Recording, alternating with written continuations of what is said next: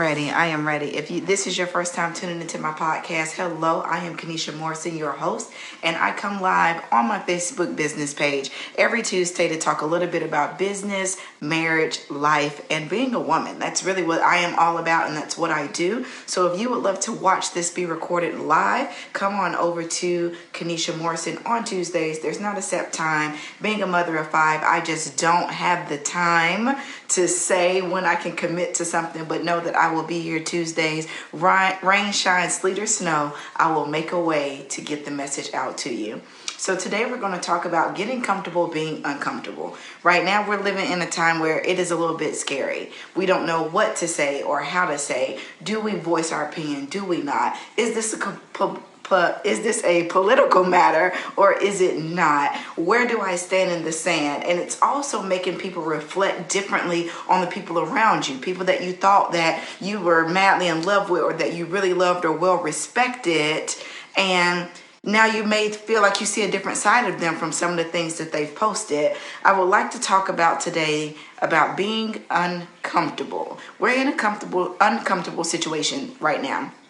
And we have been since 2020 started. It started with the virus of uncertainty and people trying to figure out where their life was going to unfold, if they were going to get it, if they were not, watching loved ones suffer from it, getting laid off from work because of the nation's shutting down. And it was really a worldwide pandemic. And now we have spilled over to injustice, and we are seeing things in new lights that we never would have seen before. And it is just a extreme case of being uncomfortable. And I really look at it as the caterpillar. When it goes inside that cocoon, I can only imagine how scary that is. Although it's ready, right? It's ready for the change because it knows if it wants to become a butterfly, it has to go hibernate itself. That is really what we're doing in this time. When you see so much noise happening in the social media realm, I want to encourage you to drain out some of that noise by going into your own hibernation, getting into your own cocoon, doing what you need to do to keep your cup filled and be mindful of what's happening around you. Getting comfortable being uncomfortable means that you acknowledge the fear, you acknowledge the anxiety, you acknowledge the things that are going on around you, but doing what you need to do to fill your own cup during this time. I have been one of the biggest advocates for this injustice that is going on, and particularly overcoming racism as unity. And in order to do that, that means I have to acknowledge the riots and the looting that's going on. And I really wish that I could offer a piece of advice by letting people know that the racism and the injustice that we are experiencing versus the looting and the rioting that is happening, it is two totally separate cases. And that goes back to being uncomfortable. The same thing when we are being in our day-to-day lives. How do we literally get used to being uncomfortable? And I keep saying it because even the word uncomfortable feels uncomfortable to say it, right? It feels uncomfortable being in the moment. So no, how can you help and what can you do? It's two separate cases in itself with the looting and the rioting versus the injustice. But the bigger thing is we all just want to be heard. We all just want to be heard. We all want to know that we matter, and we all want to know that each other is being heard. That's why we have 2 ears and 1 mouth, because you are meant to listen more than you talk. And I could offer anything in this podcast recording today. It would be fill your own cup and do the things that you know that you need to fulfill the destiny that you have. Sometimes you have to be so head down and focused. It's not ignoring the problems. We're not burying our head in the sand, but we are becoming more aware of how we can be proactive in cases like this. I will admit, I was one of those people in the beginning. I let my emotions get the best of me, and I made a post that said something to the gist of, if you said nothing, you're saying everything. And I still believe that statement is true, but I think that it's a little bit more in depth than when I originally said the statement. I think that silence absolutely speaks louder than words. So if you don't know what to say, how do you overcome being uncomfortable in the situation? For this particular topic, when it comes to racism, you would talk to someone that doesn't look like you. You would get with your friends of color to see life from their perspective. If you're uncomfortable in your job situation, or your business needs to grow, or most of us already know what we need to do to get where we need to be. We already know. When we look at our future, we already know if we want to drive that car or live that certain lifestyle or do those certain things, you have to become a new person. You have to go to that caterpillar and get in your cocoon and stay there and grow and develop and feel the squeeze and endure the darkness and all the things that come with that transition. So when you peak out, you come out better than you went in. That is truly what being uncomfortable is about. Some people can't feel the fear and do it anyways. You may be one of those people. And if I can offer any advice to that, it would be comfortable with where you are then. If you are not willing to get in the game and stretch yourself a little bit right now, know that that's okay. A lot of times we talk about right versus wrong, and I'm right and you're wrong, and that's really not a right or wrong to any of this. We are all just wanting to be heard. There are no rights or wrongs in life. We're all just trying to figure it out. It's a moral thing. That's what it boils down to. Your character and your morals, not right versus wrong. Because who wrote the book of right? We hear that, stealing is bad and murder is bad. And all those things very much so may be true. But at the end of the day, we have to decide what are our morals and our character and what do we want to be left as. When that dash is put on that tombstone, what do we want to be remembered as? That is a conversation that I've been having with my soul over the past few days. For the past 5 years, I have been partnered with a company that is predominantly Caucasian. And I love it.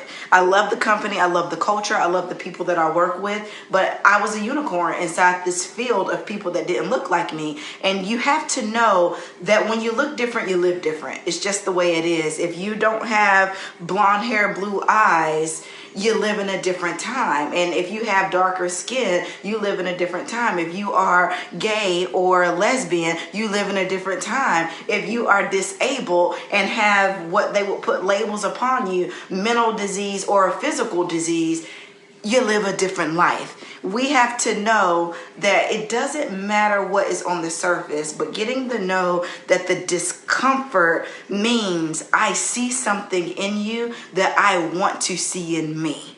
That's all that discomfort is. You see something in someone else that you would like to see in you. Oftentimes we look at something and it's like, oh, why did she wear that? Or why did she do that? Look at the trigger to that. Why did that trigger you? The fact that that person looked differently. It intrigued you and it made you want to know something different. So if you want to have something different, you have to become something different. And that is truly where the uncomfort comes from. Knowing that you're uncomfortable for a moment, for a lifestyle of change. I've been working out now for about 6 weeks. And today is the sorest I have ever been. I went through like some pain in my legs 2 weeks ago, and now it's like went all up through like the chest area. And I'm going to think that my podcast is mostly for women, so I'm going to say the breast area, but all through the breast, all through my shoulders, it is just like someone is jabbing needles into me, and it made me want to quit. Because why? It is uncomfortable to grow through the pain. I know where I want to be at the end of this, but I can't see the light because I'm going through it in real time in the experience. So if your business is not growing the way you need it to be, or maybe the relationship isn't looking the way it needs to, look at the man in the mirror first. What can I do? Because we can't control what people do around us, and we can't control how they react to us, but we can control the message that we offer people and what we do back and what we give out. Your light can lead people to their abundance. I know when my purpose came about and I started talking about having all shades of beautiful in my culture for my company, I bucked against it. Like it went everything in me did not want to be the leader. I didn't want to be in the front. I didn't want to be on the picket lines. I didn't want to lead people to the light when it came to injustice and racism. That was a hard topic, and doing hard things is hard. It's easy to take the easy way.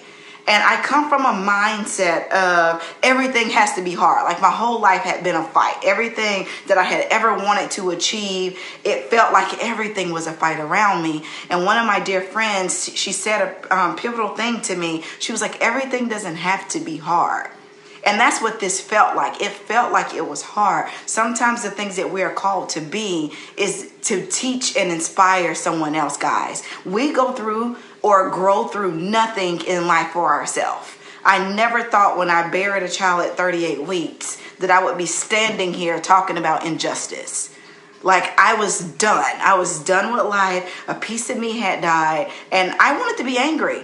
And I had every right to be angry. That's the thing. My life experiences and your life experiences doesn't make, there is no greater pain. Your pain will feel different from mine, and mine is going to feel different from the next person. And we just have to learn to offer grace through this being uncomfortable. And the last point that I would leave with is, know that the way you feel today, you're going to change next week, because your perspective is going to change. You're going to become more enlightened. You're going to develop yourself. You're going to become better. You're going to be bigger. You're going to come stronger. You're going to come back better than you ever were before. So when you reflect back, like I'm reflecting back 3 years ago, I am not even the same woman that I was 3 years ago. And that brokenness that wanted everybody around her to feel that pain too. I was so sad that I wanted people to hurt. And that's what's happening right now in real time.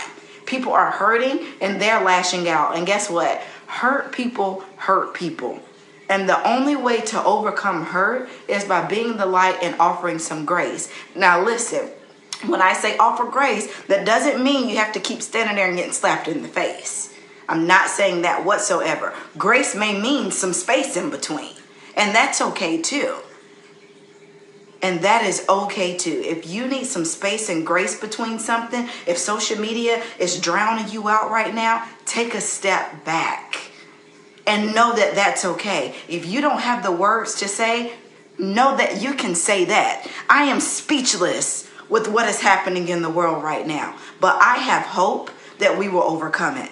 That alone is a powerful statement.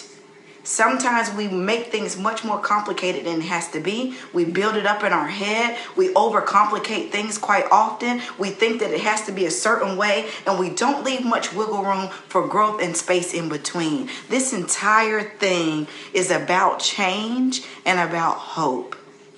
And I hope that you can take that into your lives, into your businesses, into your relationships, but more importantly, into the person that you see in the mirror, because only you have to look at you and be okay with what you see. With the things that you say, know that you have power in your words, and that you have power in your energy that you offer. You have power in the hope that you give. You have power in the anger that you receive. All of it is meant to be a shift, to grow you, develop you, and for you to offer that wisdom to someone else that needs that same thing. It kind of goes back to Christianity. I hear a lot, and that's where my background is, and that's what I did for a long time. I practiced Christianity quite a bit. And one of the biggest things that I wish that I could tell people in that religion is that Christ was not for the people in the church. Right? When you read all the parables and who Jesus Christ as a man was himself, he was in the streets. He was saving the people. So I'm asking you to be a servant of people at a time where it's uncomfortable, and know that it's okay. It's okay not to be okay. It's okay to offer some grace for someone that doesn't look like you. I am 29 years old. I was born in the 90s, and I am married to a guy that looks at life very different. And that's the beautiful thing about relationships. We're not all meant to be the same. We're not all meant to look at this the same, but we are meant to have a come together to be able to overcome. If you can say, I may not understand, but I stand with you. That means all the difference right now. Saying less and being more. And I mean by being more by offering a lending ear, returning your cards back, being a good person, being the people that you were before all of this happened, for the better. Leaving a mark that you would want your children to be proud of. I don't know. I feel like I'm having all type of aha moments in this talk. But at the end of it all, what I'm saying and what you're receiving, I hope blesses your heart. And I hope that it is a reminder that we are all equal, but we are not all the same. And that, my friends, is what makes us unity. That is what makes us humanity. That is what makes us whole. If you want to be whole, do something for someone else that they can't repay you for. Do something for someone else that they could never pay you back for. Be the light, be the change. You matter. Your voice matters. And that's what this is all about. Give some grace and some space, because people don't know what to say or how to react or what to do. None of us have ever experienced this in real time the way that it is. So be okay being uncomfortable. This is uncomfortable, and it's okay to say that. And guess what? In 3 weeks, we're going to be talking about something else if we don't keep having the conversation. If we want change, we have to be the change. If we want better, we have to become better. I'm Kanisha Morrison. Thanks for joining in to Testify Tuesday, and I will see you guys next week. Bye.